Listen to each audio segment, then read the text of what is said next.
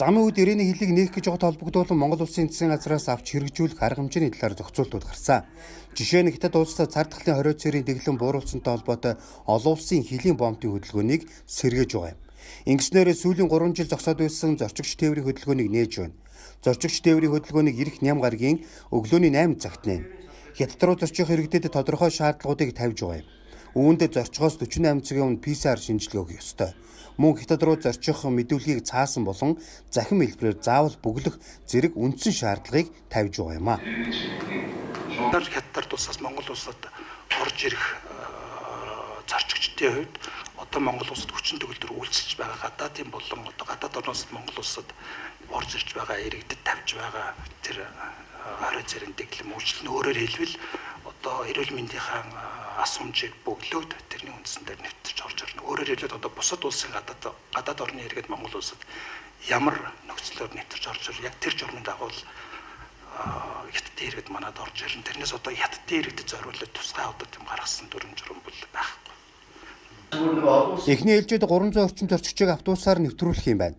Дараагаар нь 500-аас 1000 орчим зорчигч болгож тоог нэмэгдүүлэхээр төлөвлөжээ. Монгол улсаас нэвтэрч очих иргэдийг хүлээж авах 22 зочид буудлын нэрс болон үнийн саналыг манай талд ирүүлсэн байна. Ням гараг буюу 8 өдрөөс 8 хүнээс доош судалтай тээврийн хэрэгслийг хилээр нэвтрүүлэх юм. Харин хуучин явж байсан УАЗ 469 маркийн автомашиныг хил хоорондын зорчигч тээвэрлэх хэрэгсэл болгон ашиглахгүй болж байгаа юм а. Ирээнээс орж ирж байгаа ачаа барааны тээвэрлэлийн тухайд ачааны машины даацаас хэвтрүүлэхгүй байх юм. Хэрв даац хэвтэрсэн тохиолдолд Эрийн хотын гайлын ухаалаг систем гарахгүй гэдгийг албаныхан хэллээ. Эрүүл хэвийн үед нэг Монголын талаас нэг 200-250 хоосон машин, Хятадын талаас нэг 300-350 ачаатай машин орж ирдэг юм байна таахгүй. Тэгээд Хятадын талаас сая өгсөн мэдээлэлээр ингээд 100 жолооч 100 тээврийн хэрэгсэл твштэй болон чингэлэх тавцантай тээврийн хэрэгсэл оруулна гэсэн мэдээлэл өгöd байгаа. Энэ явандаа нэмэгдэнэ. Энийг ойрын 5-7 хоногт нэмэгдээд 200-300 болоод явах бах.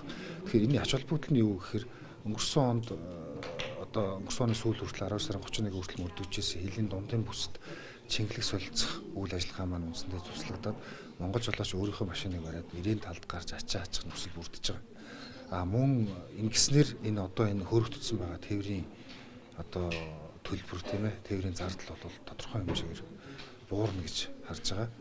Эрийн хот руу нэвтрэх ачаа тээврийн 100 автомашины бүртгэлийг замын үддэг автотээврийн үндэсний төв хариуцна. Монгол жолооч нар хил гараад тусгаарлахдаггүй. Өөрсдөө ачаагаа ачахаар зохицуултууд хийгджээ.